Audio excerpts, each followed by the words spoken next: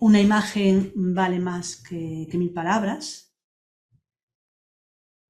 Y hemos de decir también que habría que añadir a esa frase un símbolo vale más que 1000 imágenes, ¿no? Entonces vamos a hablar, yo voy a hablar concretamente del templo y de la piedra, el mensaje divino edificado. ¿Y qué significa esto? ¿Qué tiene que ver esto con la expresión de lo sagrado, la expresión de lo divino? Pues en principio, bueno, hemos visto que hay diferentes expresiones de lo sagrado, ¿no? Han expuesto Gaspar, ha expuesto la música como ese lenguaje que acerca realmente y que de alguna manera es tan íntimo y tan cercano a lo que es la divinidad, ¿no? En vano se dice, en el principio era el sonido, en el principio era el verbo, ¿no? Entonces estamos hablando realmente de un lenguaje muy, muy cercano al alma y muy, muy cercano a lo divino, a lo sagrado. Lo mismo sucede con el lenguaje, pues la poesía, ¿no? de Iván también, tan poético, valga la redundancia, bueno, ese lenguaje que de alguna manera pues comparte lo que es esa multiplicidad de sentidos y de profundidades que tiene también pues lo que ha hablado Álvaro, ¿no? El lenguaje de los pájaros, ese lenguaje que es en sí mismo una hermenéutica que te permite pues integrar esos horizontes, como hablaba también Iván, y permitirnos ahondar cada vez más en no solamente una expresión de lo divino, porque fundamentalmente la expresión de lo divino, y ese de alguna manera es el objetivo que tenemos con toda esta exposición, no es solamente una forma que tenemos nosotros de expresar o de expresarnos hacia lo divino, sino que además es una forma como la divinidad tiene de expresarse y poder allegarse a nosotros, o dicho de manera, la forma en que la divinidad, la forma en la que podemos nosotros aprender, abarcar en cierta medida a lo que es inabarcable, a lo que es indefinible. Y el arte, la música, la poesía, la oración son esos lenguajes que nos permiten realmente pues conectar y recibir de alguna manera los mensajes, ¿no? de lo divino. Y otra forma, porque también la expresión es comunicación. Por lo tanto, en una comunicación siempre hay dos direcciones, ¿no? Y otra forma fundamental también de expresar o de manifestar lo divino sería la construcción, el templo, ¿no? Pero fijaos que cuando hablamos de la expresión de lo divino, vemos que la expresión, podemos entender que la expresión más explícita o más clara de la divinidad hacia nosotros o hacia la creación es en sí la misma creación. Por lo tanto, bueno, podemos pensar que ¿por qué hemos de construir un templo o hemos de construir cualquier cosa para de alguna manera acercarnos a ello, a Dios, ¿no? o a lo divino? Si en cualquier lugar, en cualquier rincón del universo o cualquier cosa que hagamos ya estamos manifestando de alguna manera su presencia, ¿por qué es necesario entonces el construir un templo o el utilizar un lenguaje determinado? Y esta es la pregunta que yo me hacía, la pregunta de decir, ¿por qué yo necesito un lugar especial, un lugar sagrado? ¿Por qué un lugar es sagrado y otro no? ¿Por qué necesito una construcción de alguna manera evoca en mi interior unas realidades que en otro lugar a lo mejor no lo percibo, ¿no? Porque bueno, si vemos un espacio natural como este que vemos en la imagen, pues quizás también puedo percibir claramente la presencia de lo divino. Pero hay formas y niveles y niveles, y hay necesidades y necesidades. Y el ejemplo de eso es la multitud de formas y la multitud de construcciones diferentes que a lo largo de los siglos y los milenios el ser humano ha ido creando para establecer una comunicación y una expresión cada vez más directa, más profunda con lo sagrado. De hecho, toda esta necesidad de expresión y de relacionarnos con lo divino, con lo espiritual, viene dado por, de alguna manera, la necesidad de imitar a la divinidad, ¿eh? Es decir, de buscar la forma de acercarnos lo más posible a su naturaleza. Y lo que más nos permite acercarnos a la naturaleza de lo divino en sí puede ser el acto de la creación, ¿no? Dios crea y nosotros de alguna manera en ese acto de crear, de obrar, de construir, pues nos acercamos también a esa naturaleza divina. Pero claro, decimos crear, obrar, construir. ¿Pero qué significa realmente eso? ¿Obrar o crear cualquier cosa? ¿Construir cualquier cosa? No. Estamos hablando de construir algo muy concreto. De hecho, fijaos que en la tradición, bueno, en este caso concreto sería el templo, ¿no? ¿Por qué construir el templo? Pero fijaos que, como decía, en las tradiciones se ha entendido a veces la naturaleza de lo divino, la naturaleza del creador, de lo que sería el espíritu manifestándose en la creación o realizando esa manifestación, se ha entendido como un arquitecto, es decir, Dios como arquitecto. Y buscando la etimología, que ya sabéis que nos gusta mucho esto del origen de las palabras, ¿no? Pues claro, fijaos qué interesante lo que encontré, y es que tomado del latín, el arquitecto está tomado del latín architectus, y este del griego arquitectón, que significa lo mismo, está compuesto de arco, el primero, y tectón, obrero, carpintero, que viene este mismo derivado de ticto, que significa produzco, doy a luz. Y la verdad que esto es genial. ¿En qué sentido? En el sentido de que podemos entender que el arquitecto, aquel que crea, aquel que construye, emana, da lugar a la creación, es aquel que produce o da lugar a la luz. A la luz. Por lo tanto, cuando construimos, cuando creamos música, cuando escribimos poesía, cuando interpretamos desde el lenguaje simbólico o cuando construimos un templo o un recinto sagrado, lo que estamos haciendo de alguna manera es buscar luz, hacer luz, integrarnos con la luz que en principio podemos entender que es la manifestación de lo divino más pura, más original, más primera. Ahora, la cuestión entonces, mira, fijaos que incluso en el Génesis, ¿no? Hay el Génesis, cuando empieza, 1.3, que dice, hágase la luz, y la luz se hizo. Y a partir de ahí comenzó todo. Por lo tanto, realmente, en todas esas creaciones, el por qué creamos es porque a la vez que creamos, participamos de la luz, atraemos la luz de alguna manera y somos luz consciente. Lógicamente no nos estamos refiriendo a la luz física únicamente ni a la luz artificial, sino que nos estamos refiriendo realmente a esa representación, a esa realidad que manifiesta de una forma más pura, más primigenia, más real, más ontológica lo que es la divinidad, lo que es la presencia de lo divino. La cuestión entonces que nos planteamos sería, bueno, aquí dice lo de hacer el fiat lux, por el que el universo informe y vacío se llena de realidad y permite la expresión o la manifestación de las energías divinas. Entonces la cuestión que nos planteamos es, estupendo, hacer luz, ¿sí? Pero ¿qué tiene que ver hacer luz con las piedras y con los templos? Vuelvo otra vez a plantearme. ¿Qué tiene que ver en este trabajo, en esta investigación que hicimos, ¿no? ¿Qué tiene que ver las piedras y la luz la luz con las piedras y con los templos? Y buscando, pues me encontré con una historia que se encuentra en el Zohar, el libro del esplendor. La historia es de la piedra del Zohar, que por cierto es esta la imagen que estáis viendo en la pantalla. Es la imagen de lo que llaman piedra fundacional o piedra de fundación, que está en la cúpula de la roca de Jerusalén. Vale. Voy a leer lo que dice en el Zohar sobre la piedra del Zohar, ¿no? Dice, el mundo no llegó a ser hasta que Dios tomó cierta piedra, que se llama piedra fundacional, y la arrojó al abismo de modo que se mantuviera siempre allí, y desde ella fue establecido el mundo. Este es el punto central del universo, y sobre este punto se asienta el santuario santísimo.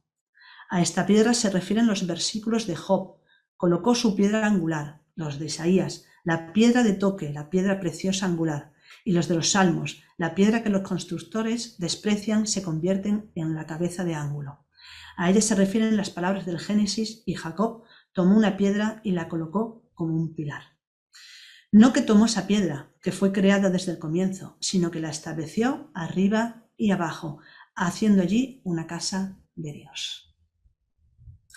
Vemos que para la tradición de la Cábala y del judaísmo, pues entonces la piedra se convierte en algo que implica el origen de la creación es a través de la piedra como la divinidad, Dios, crea el mundo. Se convierte en ese centro a través del cual se expande y se empieza a entender, a ver, a manifestar toda la creación. Pero nos fijamos también que la piedra no solamente es importante para la tradición de la Cábala, la encontramos también en todas las tradiciones espirituales del mundo. Hay aquí varios ejemplos. Tenemos la piedra Benben de las pirámides y los obeliscos egipcios, que es esa piedra negra que veis en el extremo izquierdo, que es esta piedra, dice la tradición de la mitología egipcia, la tradición sobre todo de Heliópolis, dice que Benben era la montaña que emergió de las aguas primordiales y sobre la cual el dios Atún, el dios creador de los hombres, se sentó. Pero hay más, tenemos la piedra negra, la famosa piedra negra de la Cava, que se dice también, es la piedra, quizás la piedra negra más famosa, ¿no? Que es a la que rinden devoción de alguna manera los musulmanes en la Cava, y que es hacia donde se dirige, donde está colocada ella, se dirigen pues en sus oraciones, ¿no? Se dice, la tradición dice que esta piedra fue un aerolito dado por el ángel Gabriel a Abraham, y que cuando descendió a la tierra esa piedra era blanca como la leche, pero que los pecados de los hijos de Adán, el pecado de los hombres, pues la convirtió en negra. Es también conocida como la piedra de Alá. Pero hay más. Está, por ejemplo, el Golden Rock de Birmania, que veis aquí esta piedra toda dorada, con una pagoda encima, que es el tercer monumento más visitado del budismo en Birmania, después de dos grandes pagodas, la pagoda de Wudangon y la de Mahamuni. Esta, según la leyenda, esta roca de oro, dice que está encaramada en un mechón del pelo de Buda, y que parece desafía la gravedad constantemente. Dicen también que si solamente para los budistas, solamente echar un vistazo a esta piedra es suficiente para inspirarse y entrar de alguna manera en conexión con las enseñanzas del Buda.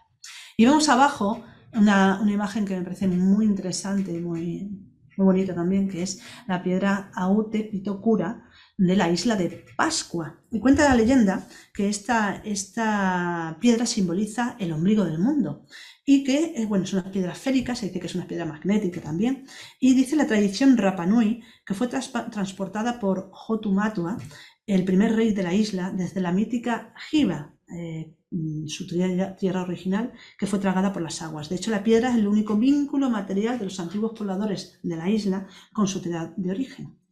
Y las 4 piedras que tienen alrededor pues representarían las 4 direcciones. Se dice también que esta piedra, la piedra del centro, es portadora del maná, es decir, del poder espiritual otorgado por los dioses. Vemos también aquí que hay más piedras relacionadas no solamente con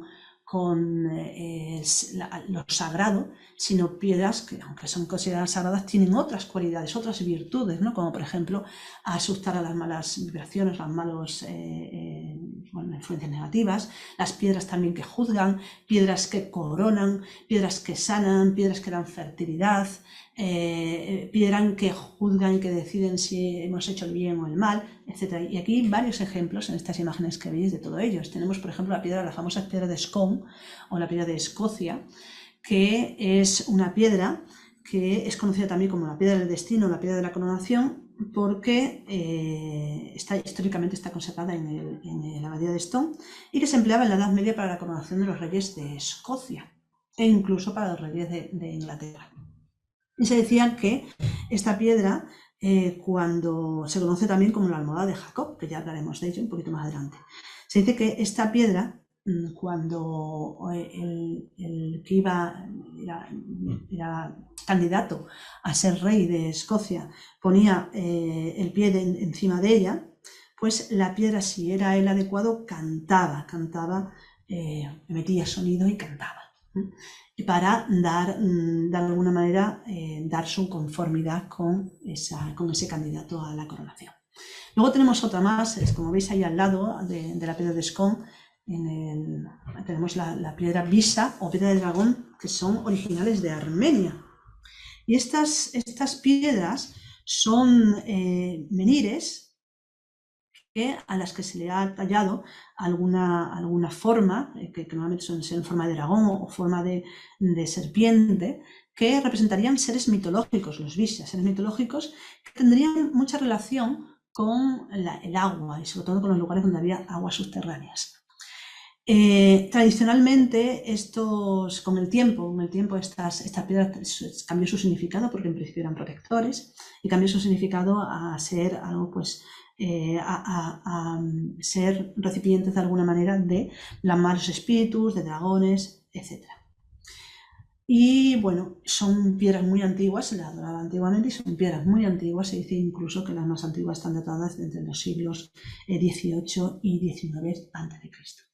Luego tenemos la misteriosa piedra Isi no Oden, que está en Japón, que es un monolito inmenso. Es megalito también, es decir, es antiguo, pero no se sabe realmente ni su fecha, ni quién lo construyó, ni quién lo llevó al lugar. No se sabe nada. Lo único que se sabe es que está en el santuario de Oshiro-jinja, un santuario sintoísta, ubicado en la ciudad de Takasago, Japón. Pero ahí pues van muchos devotos también a esta piedra, y lógicamente se le atribuyen pues relación con lo sagrado, con lo espiritual, aunque vuelvo a decir, no se sabe realmente de dónde ha salido esta piedra tan bien tallada y tan enorme, y que además, si os fijáis en la foto, parece que flota en el agua, pues que todo que no se ve, la parte que apoya en el suelo no se ve, y como queda encima del estanque hace pues un efecto muy interesante, que es ese, parecer que la mole inmensa está flotando pues en el agua. Luego tenemos también el Men Antol, que es esa piedra que veis en el centro, que es una piedra redonda con un agujero, que es una piedra que está en Cornualles, en el Reino Unido, y que se cree que data de finales del Neolítico, principios de la Edad de Bronce.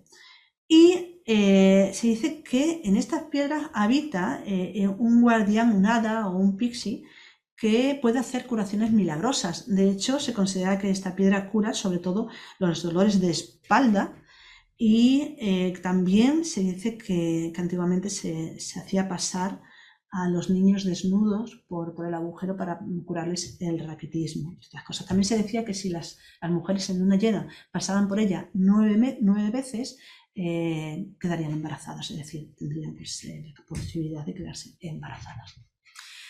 Como vemos, pues juzgando, jurando, coronando funciones que tienen que ver pues con relaciones, lógicamente, que originalmente tendrían que ver con lo espiritual, ¿no?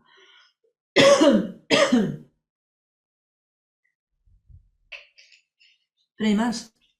Vemos, por ejemplo, entre otras muchas, porque hay inmensa, toda la tierra está poblada, ¿no?, de piedras que se han venerado en distintos lugares y en distintas épocas. Vemos también la famosa Lia Failo, piedra del destino, que está en Irlanda, que esta piedra, pues dice que, bueno, es bastante antigua, pero se dice que fue traída a Irlanda en la antigüedad por la raza divina de los Tuatha de Danann, que venían pues de las islas nórdicas y que trajeron con ellos varios tesoros, y además tenían pues capacidades extraordinarias, y una de ellas pues era la de la piedra de Tada, que además dice que también cuando el rey, el auténtico rey o legítimo rey de Irlanda, pone su pie sobre ella, pues la piedra ruge satisfecha. Por lo tanto, también es una piedra del destino, una piedra, podemos decir, de connotación, o más bien de que decide quién es el ser humano, la persona que va a regir pues, los destinos del pueblo.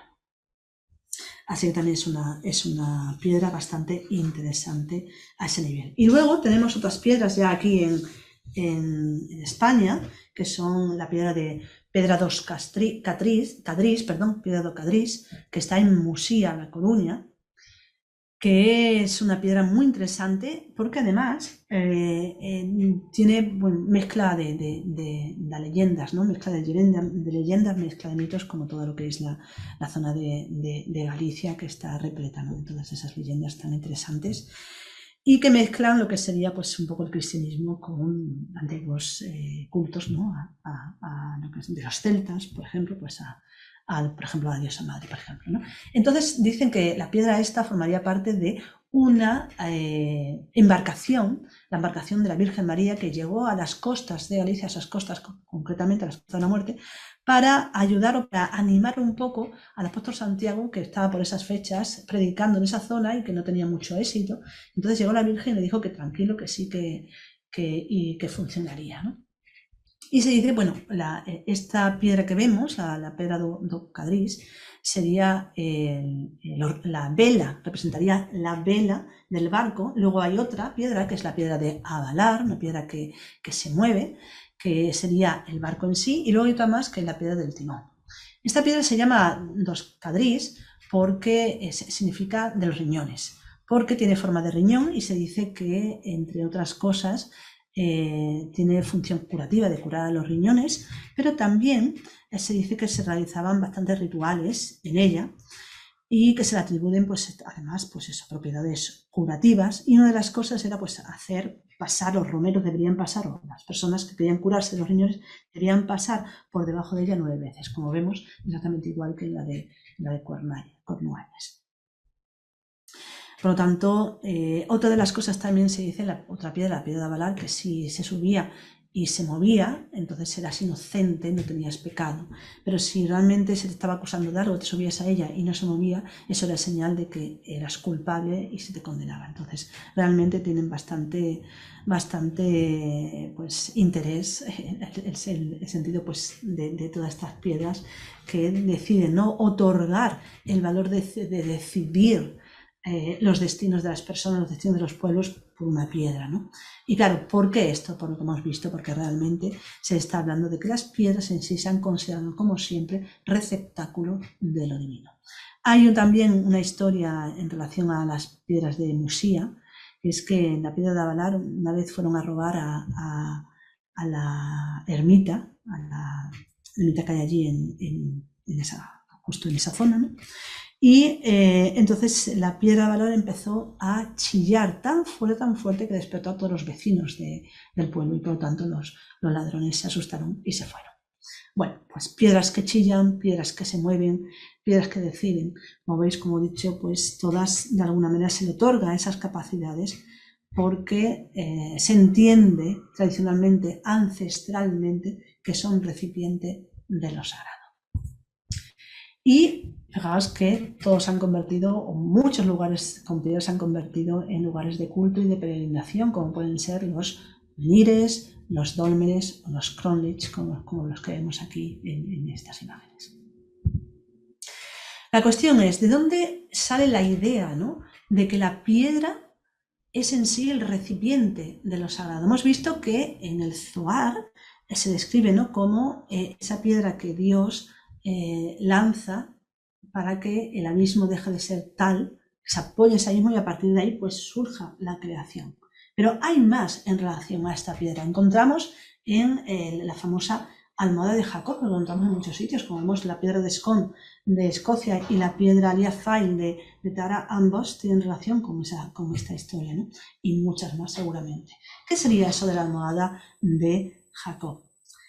Bueno, pues lo que vemos es que tiene relación con la historia de Jacob y su sueño. Es decir, Jacob iba de viaje, resumiendo mucho, iba de viaje y se hizo de noche, entonces se puso a dormir y tomó una piedra para apoyar su cabeza en ella. O sea, con una piedra apoyó la cabeza como almohada.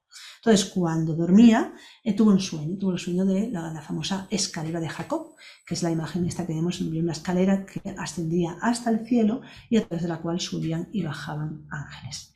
Entonces, ahora lo interesante en relación a la piedra viene cuando despierta Jacob después de este sueño, después de tener ese sueño y de que Dios le dijese todo un mensaje bastante interesante, pues él despierta y dice lo siguiente, dice: «¿Cuán terrible es este lugar?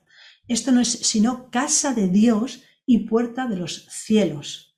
Jacob madrugó por la mañana y tomando la piedra que había puesto por su cabecera, la erigió como una estela y derramó aceite sobre su cúspide y llamó a este lugar Bet-El, casa de Dios. Sin embargo, al principio el nombre de la ciudad era Luz. Fijaos que aquí vemos que la piedra de Jacob se erige como casa de Dios, como recipiente de la divinidad. De hecho, le llaman Betel. A partir de ese momento ese lugar se llamó Betel. Bet es la segunda letra del alfabeto hebreo y su significado es casa y él es Dios. Por lo tanto, Betel es la casa de Dios. Y a partir de ahí, esas piedras erigidas en muchos lugares se llegaron a llamar betilos, la casa de Dios. Y su relación, ahora haciendo de alguna manera, se acaba la fonética y ese lenguaje verde del que nos ha hablado Álvaro, pues lo relacionamos también con ese mismo lugar, porque anteriormente, antes de llamarse Betel, se llamaba Luz. Y fijaos que se puede hacer la relación en muchos sentidos, porque Luz, sonoramente, como se escribe en castellano, en latín no estoy segura, sí, latín parecido lux, significaría pues luz. Por lo tanto, el lugar y la casa de Dios es la luz. Pero es que además luz en hebreo, en el lenguaje original, significa almendro.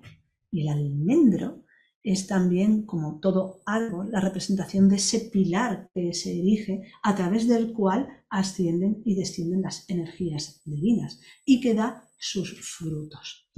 De hecho, el fruto del almendro, la almendra, es una de los símbolos que representa la inmortalidad. Por lo tanto, estamos hablando también de la presencia divina por todos lados. Así que la piedra se considera fundamentalmente recipiente de lo divino. Sobre todo lo que se llaman los betiros o esas piedras especiales que por algo se consideran especial, por algunas, por su forma, por su lugar, como hemos visto en el Golden Roll, el lugar este que parece la piedra que se va a caer, por la forma como la piedra de los riñones, por servir de altar, que hemos visto un poquito más atrás. Hemos visto, que no lo he comentado, en O Castellón, en Lugo, que vemos una piedra que servía de altar. Estas cazoletas, estas figuras excavadas, redondas excavadas en la misma piedra, que son también antiquísimas, que nos hablan de rituales, de utilizar esas piedras como altar, y esas cazoletas servían para recoger las libaciones que se hacían de aceite o de cualquier otra cosa. E incluso esta tradición todavía persiste, o hasta hace poco persistía incluso en Galicia, donde se consideraba que el agua que quedaba recogida en esas cazoletas después de la lluvia era agua curativa, agua bendita, que te ayudaba incluso a curar las picaduras de serpiente y de escorpiones, por ejemplo, ¿no? Entonces vemos que siempre se le atribuye pues a esas piedras de alguna manera especiales, o colocadas de una forma especial, o con una forma especial, o con un color especial, que tienen, pues eso, se transforman en recipientes de la divinidad. Y los betilos, a partir de este pasaje, ¿no? de la Biblia de Génesis, de llamar a la piedra Betel, a partir de ahí, todas esas piedras que de alguna manera tienen una forma cónica, como vemos en el dibujo anterior, la imagen esta que hemos tomado de Jacob, la piedra que utilizó de almohada cónica, llega a llamarse betilo y ser propiamente la representación del ónfalos, es decir, el símbolo de la divinidad, el símbolo, del centro del mundo, que se identifica muy naturalmente con el habitáculo divino, como diría René Guénon. Vemos aquí varias representaciones de diferentes ónfalos. Vemos uno, el que tiene los grabados a la derecha, es el de Delfos, el de Delfos. El que tiene a la derecha otros grabados, a la izquierda, otros grabados más redondita, es una que se encuentra en Badajoz, en Badajoz, y las otras dos, pues no os puedo decir dónde, pero una es bastante grande, la otra es pequeñita, porque hay muchos betilos, que además los betilos también se conocen como las piedras negras o las piedras del rayo, que suelen ser piedras mayormente pequeñas, que son meteoritos que tienen forma, o si no se les ha dado forma cónica, que han llegado pues a representar es de nuevo la presencia o el receptáculo de lo divino, el habitáculo de lo divino. Tanto es así que esas piedras, algunas negras, se dice que son originariamente las piedras con las que primero se tallaron en las caras de las vírgenes negras, llegando un momento en la tradición cristiana. Y de hecho, pues encontramos que esas vírgenes suelen ser bastante pequeñas y muy negras, y es la piedra en sí en la que está tallada la negra. Por lo tanto, seguramente pueden ser piedras rayos, y por eso, porque son piedras rayos, son meteoritos que han descendido del cielo, por lo tanto tienen esa fuerza, esa presencia divina en su interior. Y volviendo a lo que es la piedra de fundación, vemos que un momentito, por favor. Vemos que otra vez de nuevo la piedra que está en la cúpula de la roca en Jerusalén, ya que esta es la piedra que se considera que es realmente la piedra que la divinidad Dios envió para erigir lo que sería todo su mundo, todo la creación. Y vemos aquí, entonces, un recuadro, un momentito, por favor, que a mí no me lo deja ver, no sé por qué. Vale, un momento. Voy a ver si vosotros lo veis.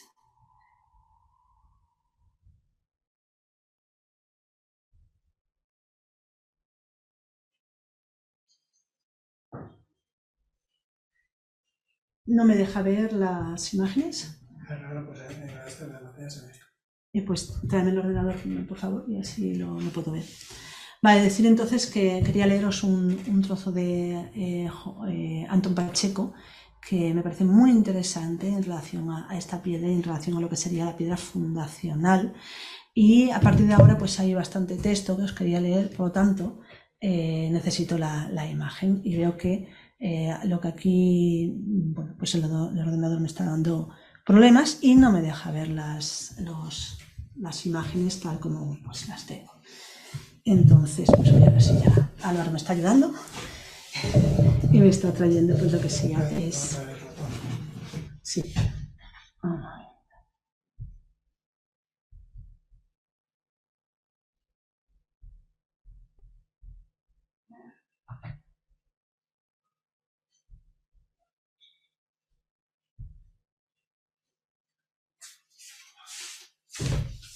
Está bien, te acerco. Sí, acércame un poquito porque...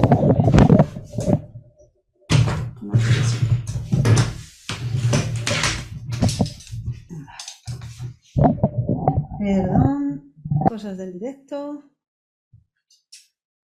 Bueno.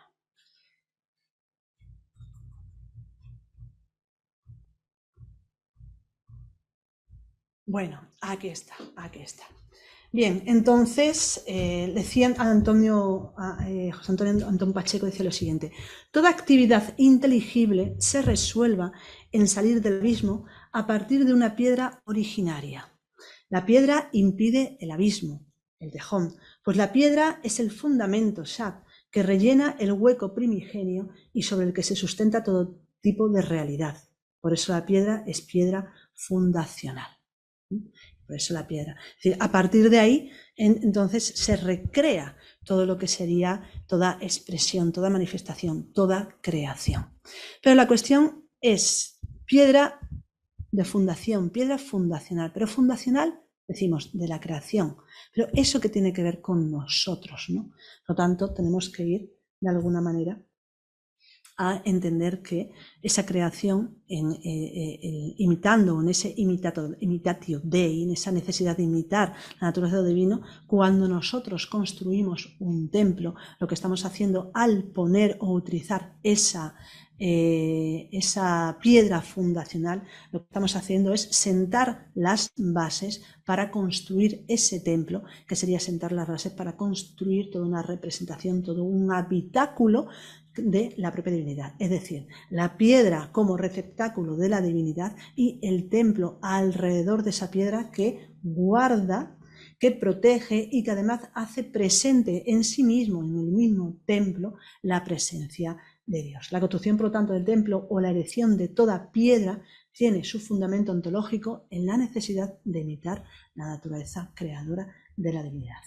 Sería, en todo caso, por lo tanto, como dicen en el Zohar, la divinidad, al tirar esa piedra, sale, o sea, permite que la creación se haga. Por lo tanto, es un camino, una forma de salir del caos, de la oscuridad, crear un cosmos, ir hacia el conocimiento, es decir, en definitiva, hacia la luz. Vemos también que la palabra templo está ligada a la observación y del movimiento de los astros, otra relación también con lo sagrado, con lo divino, ¿no? Con las estrellas, con las luces, con la luz. De hecho, la palabra templo significa el sector del cielo que el augur romano delimitaba con ayuda de su bastón y en el cual observaba, ya fueran los fenómenos naturales o bien el vuelo de los pájaros, que llegó con el tiempo a designar el lugar o el edificio sagrado en donde se practicaba esta observación del cielo. Por lo tanto, ¿de qué estamos hablando también? El templo en sí sería un espacio que delimita el cielo, que delimita a los dioses y por lo tanto en esa delimitación que permite el templo nos va a permitir también comprender, a aprender, a abarcar a la divinidad, si es que esto es posible. Por lo tanto decimos, el templo, con la piedra y con el templo, lo que se pretende, lo que se intenta hacer es presentificar a Dios, hacerlo presente, hacerlo íntimo, cercano, visible en sus formas, incluso en las formas de ese templo, ¿no? En lo que sería la representación de los símbolos, de la geometría, de las diferentes maneras en que hay, en cómo se manifiesta, pues, o se crea o se construye un templo. En todas esas formas y en todos esos fundamentos que constituyen el arte de la construcción y que de alguna manera pues, nos permite hacer alcanzable, si esto es posible, pues, a la divinidad. Por lo tanto, resumiendo, el templo sería el centro del mundo, Asis Mundi, la piedra también. Sería también un recinto que guarda la piedra fundacional y, por lo tanto, origen de toda la creación. Es también un centro de referencia y orientación porque a través de esa piedra y ese templo se construye o se erigen o se orientan lo que serían las diferentes direcciones y por lo tanto se crea el mundo más allá del punto original y por lo tanto esto implica que le da un sentido al espacio, le da un sentido a la realidad, le da un sentido a todo. El espacio sagrado que permite desde su inicio, desde su origen, dar lugar a todo lo demás. En esa imitación de lo divino, así como la divinidad Dios hizo la luz o la divinidad Dios lanzó una piedra al abismo, el ser humano desde esa piedra fundacional y desde ese templo hace luz y permite que su vida, su relación con el mundo tenga un sentido siempre regido por lo divino que encuentra en la presencia de esa piedra, ese templo encuentra, no en la presencia, sino la presencia de lo divino hay en ese lugar. Me repito. Bien, decíamos también, además, el templo se convierte también en templos de piedra, auténticos templos de piedra, auténticos libros de piedra, donde podemos leer un montón de información. De hecho, casi todas las construcciones de todos los templos, la construcción del templo está supeditada a la enseñanza, está supeditada al mensaje que se quiere dar, ya sea en una tradición o en otra. Y casi todo se realiza en relación a un lenguaje, que es el lenguaje simbólico, que es el que nos va a permitir entrar a otra dimensión. El templo es así, es la puerta de entrada a una dimensión diferente, una dimensión mucho más abarcante, más relacionada, más inmensa y más íntima con lo que sería el espíritu, lo divino o la divinidad. Y vemos también que ese lenguaje simbólico es un lenguaje universal, es un lenguaje universal porque vemos que en casi todas las construcciones en cualquier parte del mundo van a repetir, no todos los símbolos, por supuesto, pero los fundamentales sí. Y vamos a ver que hay dos símbolos fundamentales en la construcción que tienen que ver con la proporción y que tienen que ver con la geometría. Y esos dos símbolos fundamentales que se verifican en todas las tradiciones, en todos los templos, es la presencia del círculo y del cuadrado. Y lo vemos, por ejemplo, pues aquí en la mezquita de Estambul, en Turquía, lo vemos también en la sinagoga de Florencia, en Italia, lo vemos en la catedral gótica de Chartres, en Francia, y lo vemos también en la iglesia románica de San Pedro, en Ávila, en España.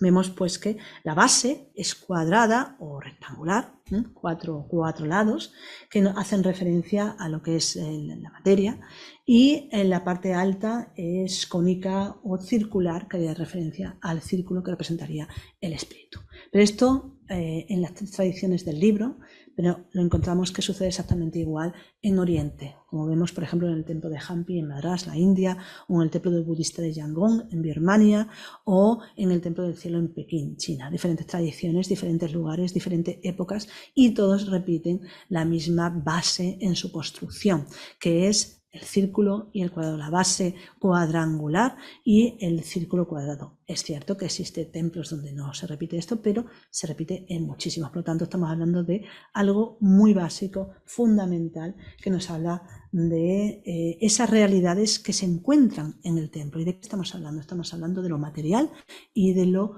espiritual. Estamos hablando de lo eterno y lo temporal. Estamos hablando del cielo y la tierra. Lo eterno, el cielo y lo espiritual representado por lo cónico, lo circular, lo que asciende hacia arriba, y la creación, lo temporal, la tierra, representado por el cuadrado, que es la base rectangular que toma tierra. Y si vemos también, por ejemplo, en cualquier construcción, todo lo que sería el erigir esas paredes cuadradas en principio, representan esa tierra, es decir, la tierra, y el techo representaría pues ya el cielo. Y la unión de ambos siempre suele ser bastante simbólica, sobre todo en las construcciones románicas, en las iglesias románicas. Vemos que se colocan muchísimos elementos simbólicos para hablar de la unión de esas dos realidades. Aquí no vemos ninguna representación de eso, pero bueno, casi cualquier iglesia románica vemos que la unión de cielo y tierra, la unión del techo y de las paredes está dada por los llamados canecillos, y todos ellos tienen unos mensajes simbólicos muy interesantes. Entonces vemos esa utilización del símbolo. Hay un símbolo más, también muy interesante, que es de nuevo, volvemos a lo de este otro, perdón. El mismo que vemos en lo que acabamos de decir, las construcciones, otro de los símbolos que se ve es que la construcción siempre tiene una dirección. Y esa dirección es hacia lo alto, hacia el este, hacia la luz. Y lo vemos, por ejemplo, en las construcciones góticas, en las construcciones románicas, aquí en el gótico románico que vemos en estas imágenes, vemos hacia lo alto, casi todas las construcciones tiran hacia arriba para buscar esa comunión con lo sagrado, que lo vemos también en la anterior, por ejemplo, en el templo de Hampi de Madrás. Pues la altura que tiene pues también es impresionante, y en todas las demás. Siempre se busca la altura como representación de, allegarse a las estrellas, allegarse a la presencia de lo divino.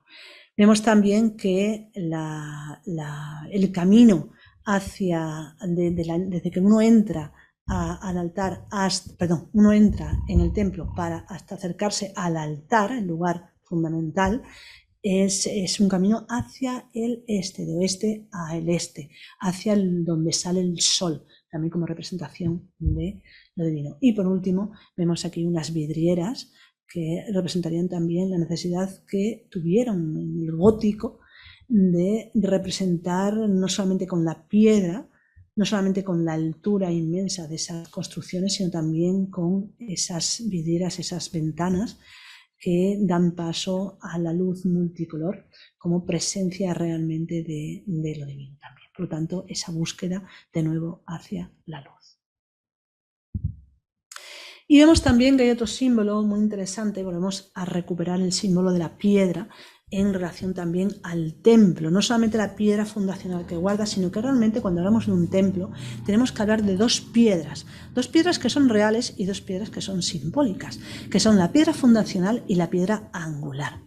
La piedra fundacional es de toda la que hemos hablado y que se utiliza también para crear o construir todo edificio. Pero está también la piedra angular. La piedra angular es la piedra con la que se acaba el edificio. Y vemos aquí que la piedra fundamental sería la piedra de abajo, la que da origen a toda creación, a toda construcción, y la piedra angular, la piedra de lo alto, la piedra de bóveda, que es la que permite que esa construcción se mantenga, que se termine. Por lo tanto, la piedra angular representaría, la piedra fundamental, representaría el corazón del templo, y la piedra angular representaría el cerebro o lo más alto, relacionado con lo más alto de lo absoluto, ¿no? Lo absoluto en ese sentido. Que además esta representación de la piedra en lo alto y en lo bajo lo vemos también, y la construcción del templo lo vemos también como una realidad a nivel de ser humano. Es decir, el ser humano debe de no solamente construir el templo en su interior, sino que él mismo, no debe solamente construir el templo en el exterior, sino también que debe de construir el templo en sí mismo, ya que en sí el ser humano, su propio cuerpo, es decir, un templo que guarda igualmente esas dos piedras, la piedra fundacional y la piedra angular. La piedra fundacional, que sería el corazón. Por eso todo trabajo interior, todo camino hay que realizarlo desde ubicarse en ese corazón espiritual y hacer silencio para escucharlo. Y por último, ascender y ascendiendo hacia esa piedra ubicada en lo alto, en la coronilla, que sería la piedra angular, que es la conexión con lo divino, que es lo que nos mantiene en ese camino, en esa interrelación con lo real. Por lo tanto, hablamos de piedra fundamental y piedra angular, que también nos recuerda esto a otro simbolismo en relación a los chakras, como el chakra fundamental, que sería Muladhara, que sería la piedra fundacional, y el Sahasrara en la coronilla, que sería la piedra angular. Y también a otra piedra bastante famosa también, que sería la piedra filosofal, que se llama también la piedra de los sabios, y que entra en relación también con todo esto, pero que nos llevaría a hablar de ello pues una nueva exposición, y creo que ya pues he agotado mi exposición.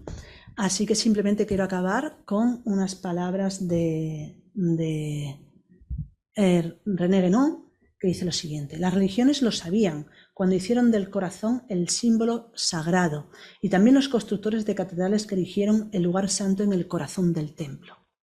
Lo sabían también aquellos que en las tradiciones más antiguas, en los ritos más secretos, hacían abstracción de la inteligencia discursiva, imponían silencio en sus cerebros, en su interior, para entrar en el santuario y elevarse más allá de su ser relativo hasta el ser del ser. René Guénon, símbolos fundamentales de la ciencia sagrada. Y nada más, con esto acabo ya la exposición, y si tenéis alguna pregunta, pues este es el momento.